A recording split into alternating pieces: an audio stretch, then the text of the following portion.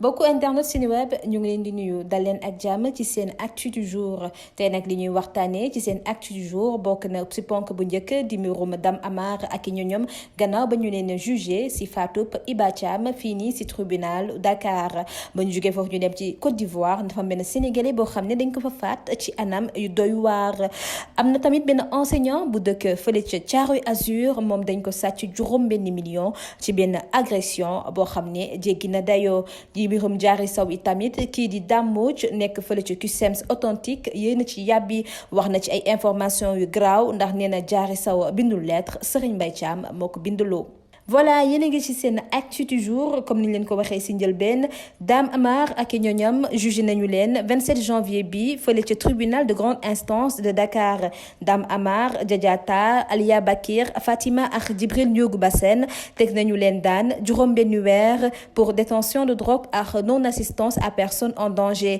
ndax kii di Iba Thiam ba ñu gisee ne que fu mu toll nii état woom xaw na doy waar dañu daw bàyyi ko fi ñu daal di leen ñoom tamit teg lii di juróom-benn weer policier bi nga xamante ne mooy Labine Diédhiou ki leen jàppale woon ngir ñu mën a braver couvre-feu bi moom dañ ko condamné 6 mois ak sursis teg ci kawam li ñuy wax corruption kii di Douti Ba ak Ahmadou Niane ñoom dañu leen relaxé ñu leen di fàttali ne ñoom Dame Amar tamit libre nañu depuis le 13 janvier ndax dañu amoon li ñuy wax liberté provisoire. benn sénégalais la ñu faat fële ci Côte d'Ivoire moom nag mu ngi tudd El Hadj Badiane te Abidjan la ñu ko reyee toj bopp bi rey ko ci anam yu ñaaw Seneweb ngi masawu mbokk ak am di jàmmam kii di El Hadj Badiane dëkk fii nii si Koungheul.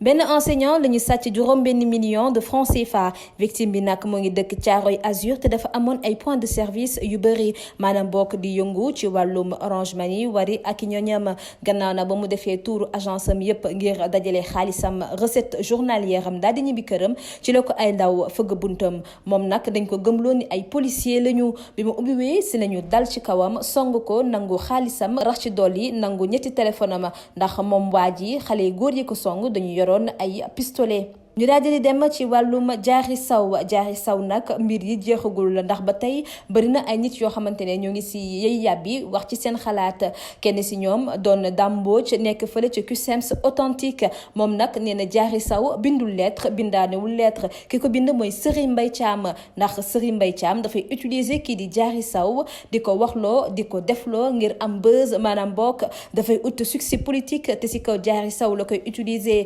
ndax Serigne Mbaye Thiam duñu ne sax guleet bi Diary Sow commencé jàng ba tey ba mu gisee ne xale bu jigéen bi dafa am xam-xam doon ko intelligente doon koo xam ne daf ko yar daf ko doon utiliser ndax moom Dame Mbodj jàppale ne boo demee bay parrainé da ngay parrainé koo xamante ne yorul wala mboo koo xamante ne mënul nga jàppale ko ngir mu jëm kanam waaye doo fekk benn xale bu jigéen boo xamante ne dañ ne meilleur élève la du Sénégal rax si dolli intelligente am xam-xam lool mën lu muy def nga da nga koy parrainé kon nag kii di Serigne Mbaye Thiam defoo lu dul ut buzz si kaw Diary Sow ndax Diary Sow moom Dame Mbodj jàppale na xale bu yaru la xale boo xamante ne dafa respecté ay waajuram xale bu respecté tamit ay études am kon lettre boobu nga xamante ne dañ ne Diary Sow moo ko bind bu fekkee Serigne Mbaye Thiam la ko yónnee Serigne Mbaye Thiam mënoon na ko téye bañ koo won na sénégalais yi ndax sénégalais yi bëri na si ñoo xamante ne dañu mere kii di Diary Sow waaye ki ñu war a mere réellement du kenn ku dul Serigne Mbaye Thiam ki ko wax nag du keneen ku dul Dame Mbodj ñu daal di jeexalee ak seen bés du jour bi nag ki ko téye ñaari artiste la kenn ki nag moom mu ngi tudd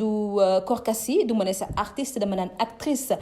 Korkasi moom dafa def benn live Instagram di si jooy nekk ci anam bu doy waar ndax neen dañ ko tuumal lu mu waxul bëri na ay site internet yoo xamante ne joxoon na leen baaxaam lu ci mel ni sans limite ndax dañ ko wax loo moom Korkasi ne dafa bëgg góor rasi dool yi tamit dafa bëgg li di sexe Korka nee na moom waxul loolu li mu wax mooy li mu gën a bëgg ci góor mooy góor goo xamante ne dafa am diine dafa jullitee moom nag Korkasi nee na elle est issue d'une bonne famille te am na yenn wax yu ñaaw yoo xamante ne du ko mës a wax ci kanamu ay nit rawatina ci ay réseaux sociaux ba tax na nee na site internet yooyu noonu yëpp nga xamante ne teg nañ wax ju ñaaw jooju ci deram dina leen porter plainte am na benn artiste boo xamante ne dañ ko fekk kër gelam maanaam boo kër maîtresse am si benn immeuble 4 étages moom nag artiste bi ko fa jabar ja fekkee daf ko dóor maîtresse yoo pare daal di ko génnee artiste bi nag ñëpp ñuy laajte kan la lu mu ci mënti doon mooy artiste bu siiw la ñun Seneweb ñoo leen koy confirmer doon na benn artiste boo xam ne tamit